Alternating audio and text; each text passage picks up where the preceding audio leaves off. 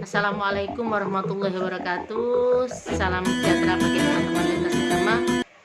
Maaf ya, di sini saya mau sharing sedikit tentang kekuatan pikiran di doa dan doa maksud saya. Jadi segala sesuatu yang ada di dunia ini memiliki kekuatan, terutama kekuatan sebuah doa. Karena dengan doa itu sesuatu yang nggak mungkin bisa menjadi mungkin. Sesuatu yang kelihatannya mustahil bagi manusia tapi sangat mungkin, sangat mungkin sekali bagi Tuhan. Karena bagi Tuhan itu nggak ada yang mustahil gitu ya. Kemustahilan itu sebenarnya kita sendiri yang menciptakan. Kemudian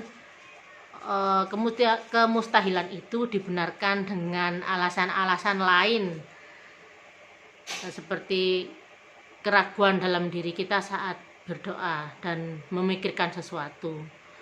Jadi saat kita menginginkan sesuatu, sudah seharusnya antara doa dan pikiran kita selaras. Maksudnya gimana? Kadang kan kita doa, kita menginginkan sesuatu tapi hati dan pikiran kita menolaknya. Maksudnya kayak gini, ya Allah, kabulkanlah doa saya di tahun sekian, bulan sekian, tanggal sekian untuk bisa segera memiliki rumah misalnya.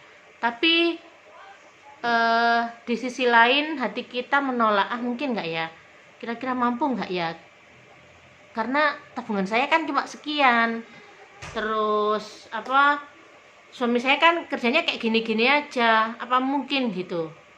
Nah, otomatis ada satu hal besar yang sudah menghalangi terkabulnya doa itu tadi, ya keraguan kita sendiri itu ya. Jadi tugas kita sebenarnya cuma doa, kemudian disusul dengan tindakan itu tadi ya, kemudian disempurnakan dengan kita menebar manfaat, menebar kebaikan, dan menebar apapun yang yang bermanfaat. Jadi saat kita menginginkan sesuatu itu nggak usah mikir nanti kira-kira terrealisasi apa enggak sih, nanti kira-kira terwujud nggak sih, kalau nggak terwujud gimana, itu kan. Padahal sebenarnya untuk takdir itu wilayahnya Tuhan. Jadi kita nggak usah ikut memusingkan nanti doa kita terkabul apa enggak, itu nggak usah mikir sampai situ, nggak kuat pikiran kita kalau sampai mikir sampai situ. Jadi kita cukup ikhtiar, maksudnya berusaha, kemudian doa dan disempurnakan dengan berbagi hal-hal yang baik ya, berbagi tenaga, berbagi pikiran, berbagi finansial, berbagi kebahagiaan, pokoknya berbagi apapun yang sampean miliki, yang sampean punya. Karena terkadang hal yang kita anggap sepele itu sangat bermanfaat dan sangat berguna bagi orang lain gitu. Dan ini salah satu yang menjadi motivasi bagi saya. Mengapa pengalaman remeh saya itu saya bagikan ke teman-teman gitu, karena saya pengen teman-teman juga merasakan hal yang sama seperti yang saya rasakan ketika mereka sudah praktik dan berserah kepada Tuhan gitu ya. Jadi kalau kita pengen sesuatu itu kita usahakan sekuat tenaga kita, kemudian meminta dengan sungguh-sungguh kepada Tuhan.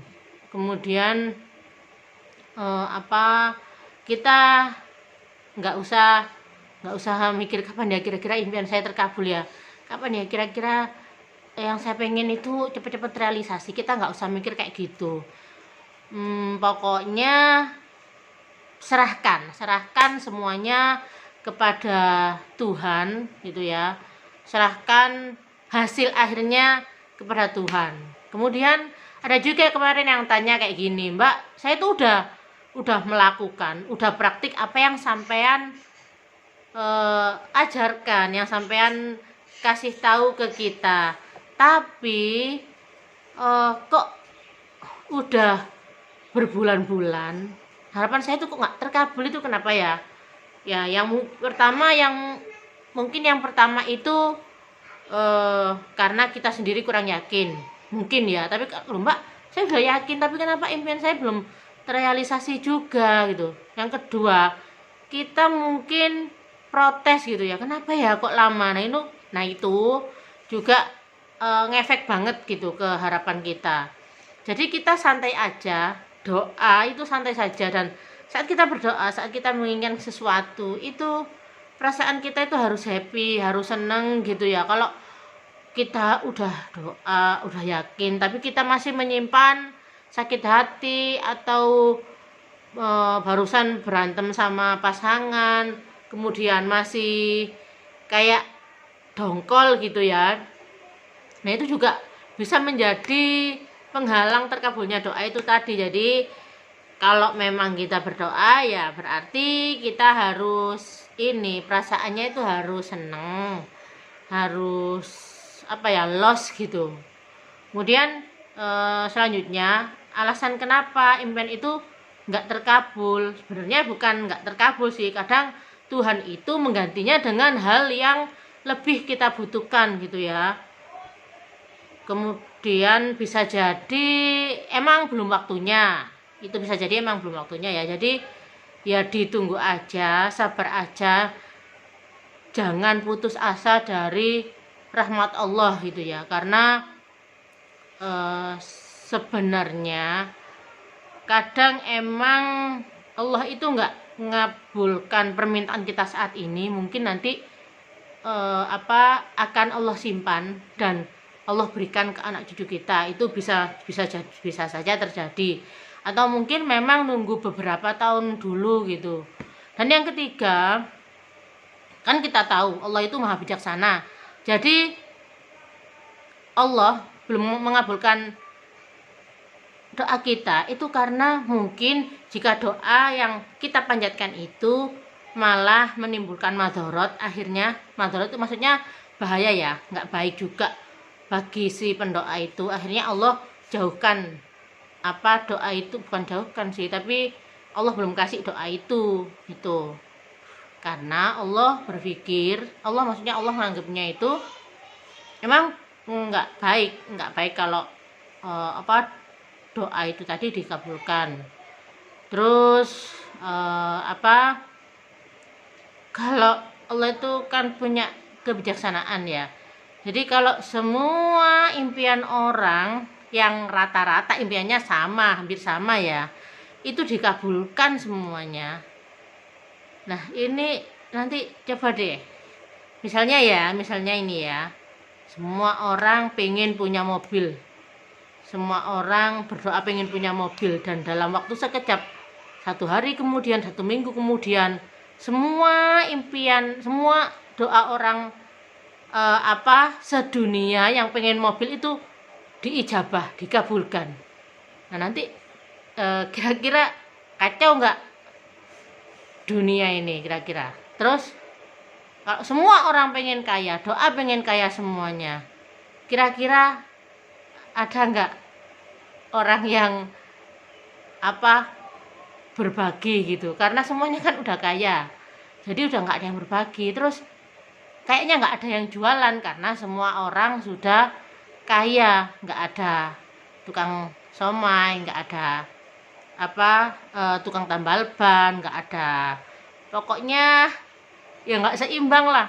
Jadi semua itu sudah Tuhan ciptakan sedemikian rupa, dan dengan sebaik-baiknya. Jadi apapun ketetapan Tuhan, apapun takdir Tuhan untuk kita, itu adalah yang terbaik. Mungkin kita nggak tahu ya. Nah saat ini mungkin kita mikirnya Tuhan nggak adil nih, Tuhan nggak ngabulkan permintaanku, Tuhan nggak ngabulkan doaku. Tapi mungkin nanti kita akan merasakan di beberapa bulan kemudian, beberapa tahun kemudian, atau pokoknya nanti deh kita itu pasti tahu kok kenapa Tuhan itu nggak buru-buru ngabulin permintaan kita, bahkan Tuhan nggak ngabulin permintaan kita sama sekali itu ya. Jadi ya itu tadi, memang benar kalau ada pepatah atau yang ngomong Tuhan itu nggak ngasih yang kita pengen, tapi Tuhan itu ngasih yang kita butuhkan gitu ya. Kadang juga Tuhan itu ganti doa kita dengan hal lain gitu. Misal kita pengen sesuatu tapi Tuhan nggak ngabulin permintaan kita itu tadi, namun Tuhan ganti dengan keselamatan, maksudnya nyawa. Misalnya ya, kita pengen naik haji gitu ya, tapi Tuhan belum kabulkan naik haji untuk tahun depan gitu. Tapi Tuhan itu ngasih rezeki yang lebih luar biasa. Misalnya diganti dengan keselamatan suami kita di jalan waktu pulang kerja, yang tadinya sebenarnya mungkin kecelakaan atau apa gitu ya, dan itu Tuhan ganti dengan keselamatan, jadi dihindarkan dari bala itu ya. Kadang doa kita itu menjadi penghalang datangnya sebuah bala, itu intinya seperti itu. Kemudian mungkin doa kita diganti dengan rumah tangga yang bahagia, sakinah, mawaddah, warohmah, diberikan pasangan yang sehat, anak-anak yang sehat, soleh-soleha, dan kasih panjang umur. Itu juga rezeki yang luar biasa banget. Jadi untuk doa-doa kita yang pengen materi, pengen ini, pokoknya pengen segala macam itu ya benar, itu rezeki sih, cuma rezeki yang tingkatannya itu rendah gitu. Karena menurut saya pribadi, rezeki luar biasa itu saat kita masih diizinkan Tuhan untuk bernafas gitu dan menginjakkan kaki di bumi. Itu sebenarnya kayak gitu sih. Kalau hal-hal lain seperti rezeki finansial atau itu masih kayak kesenangan kita gitu, bukan satu-satunya hal yang membuat kita bahagia. Jadi ya itu tadi, kalau kita pengen sesuatu dan belum Tuhan kabulkan, ya berprasangka baik aja, mungkin nanti Tuhan kasihnya bulan depan, tahun depan, atau mungkin Tuhan udah ganti dengan keselamatan keluarga, kesehatan keluarga kayak gitu ya, atau mungkin memang belum waktunya saya terima gitu. Dan bisa jadi juga Tuhan memang belum mau ngasih ke saya karena nanti takutnya malah jadi bahaya gitu ya.